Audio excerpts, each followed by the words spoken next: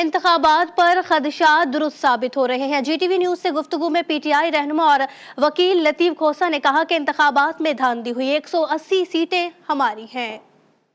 बात तो ये है कि ये हमारा जो है वो खदशात साबित हो गए। जो हम कह रहे थे, बार बार कह रहे थे कि हमारा मैंडेट चुराया गया है। 180 सीटें हमें आई हैं और हमें जो है 93 दी गई हैं। तो वो बात तो हमारी साबित हो गई।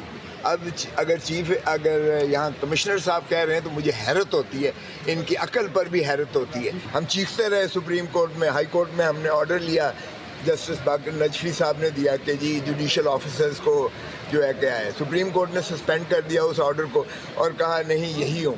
तो इनका हशर देख लिया आपने। इंतखाबात पर खदशात दुरुस्त साबित हो रहे हैं। जीटीवी न्यूज से गुफ्तगू में पीटीआई रहनुमा और वकील लतीफ खोसा ने कहा कि इंतखाबात में धांधली हुई, 180 सीटें हमारी हैं। बात तो ये है कि ये हमारा जो है वो खदशात साबित हो गए। जो हम कह रहे थे, बार बार कह रहे थे कि हमारा मैंडेट चुराया गया है। 180 सीटें हमें आई हैं और हमें जो है 93 दी गई हैं। तो वो बात तो हमारी साबित हो गई।